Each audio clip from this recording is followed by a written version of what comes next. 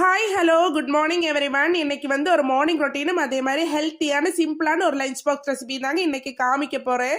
உங்களுக்கு எல்லாருக்கும் இந்த வீடியோ ரொம்ப யூஸ்ஃபுல்லாக இருக்கும். வீடியோ வந்து ஸ்கிப் பண்ணாமல் முழுசாக பாருங்கள். பிடிச்சிருந்தா என்னோட சேனல் சப்ஸ்கிரைப் பண்ணி வச்சுக்கோங்க.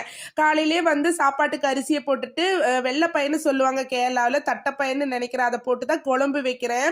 சிம்பிளாக வந்து வெள்ளைப்பயிறு வந்து வேக வச்சதுக்கு அப்புறமா எடுத்துட்டு வெங்காயம், தக்காளி, பச்சை மிளகாய், மிளகாத்தூள், மஞ்சத்தூள், உப்பு சேர்த்துட்டு மறுபடியும் ஒரு தடவை விசில் விட்டுக்கிறேன். அப்பதான் இந்த தக்காளி, பச்சை மிளகாய், வெங்காயம் எல்லாம் நல்லா வெந்து வரும். அதுக்கப்புறமா இப்போ வந்து வேறொரு கடாயில் வந்து இன்னைக்கு வந்து பம்கின் வந்து பொரியல் வைக்கிறதுக்காக கடுகு, கருவேப்பிலை, அதே மாதிரி சின்ன வெங்காயம், பச்சை ஒரே ஒரு குட்டியாக பச்சை மிளகாய், இப்போ வந்து பம்கின் வந்து குட்டி குட்டியாக கட் பண்ணி சேர்த்துட்டு இப்போ வந்து நல்லா அந்த எண்ணெயிலே வந்து வதக்கி எடுத்துக்கிறேன்.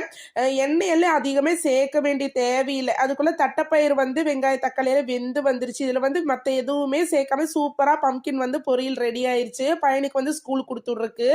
புளியும் தேங்காய் ஊற்றி நல்லா கொதி வரட்டும். கொதி வந்த உடனே இப்போ வந்து தாளிச்சு எடுத்துக்கலாம். வெங்காய தக்காளியில் அதில் போட்டனால நான் வந்து தாளிக்கிறதுக்கு சும்மா கடுகு, வரமிளகா, கருவேப்பிலை, அதே மாதிரி பூண்டு போட்டு நல்லா வந்து வதக்கி எடுத்துக்கிறேன். நல்லா வந்து வாசனை கம கமன்னு கிச்சனே வந்து தட்டைப்பயிர் குழம்பு வச்சாலே எங்களுக்கு எல்லாத்துக்குமே ரொம்ப ரொம்ப பிடிக்கும். சுட சுட சாப்பாடோட ஊற்றி சாப்பிட்றதுக்கு அவ்வளோ டேஸ்ட்டாக இருக்கும் இந்த தட்டைப்பயிர் குழம்பு.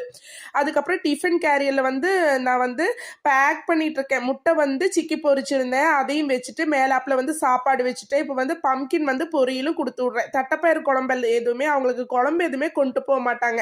இந்த மாதிரி அவங்களுக்கு வந்து ஒரு முட்டை வறுத்தது, ஏதோச்சும் ஒன்று வறுத்தது, அதே மாதிரி ஒரு பொரியல் இருந்தாலே அவங்களுக்கு போதும், குழம்பு தேவையில்லை. பையனை கொண்டு ஸ்கூலில் விட்டுட்டு பிள்ளையும் கொண்டே ஸ்கூலில் விட்டுட்டு அவளுக்கு வந்து மத்தியானம் வரைக்கும் தான். இன்னைக்கு வந்து அம்மா வீட்டுக்கு தான் கிளம்பி வந்தாச்சு. அவங்கள விட்டுட்டு ரிட்டர்ன் வரும்போது அம்மா வீட்டில் வரும்போது அம்மா வந்து கொலா புட்டு, அதாவது கம்பு மாவு புட்டுங்க, ரொம்ப வந்து சூப்பராக இருக்கும்.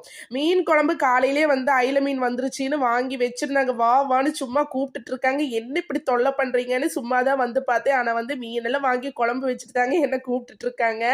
ஸோ இப்போ வந்து காலையில எனக்கும் அப்பாவுக்கு வந்து கோதுமை தோசை, அம்மாவுக்கு வந்து கம்பு புட்டு தான் செஞ்சிருந்தாங்க. ரொம்ப நல்லா இருக்குங்க. கம்பு மாவு இந்த மாதிரி பொடி பண்ணி வச்சுட்டு புட்டு செஞ்சு சாப்பிட்டு பாருங்க, ரொம்ப ஹெல்த்தியும் கூட.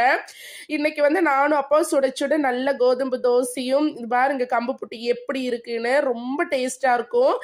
ஆனா எனக்கு வந்து பர்சனலி வந்து தோசை தான் ஃபேவரட் என்னோட ஃபுட்லயே. இப்போ வந்து தோசையோட இன்னைக்கு மீன் குழம்பு வச்சு அம்மா வீட்டில் டிஃபனை முடிச்சாச்சு.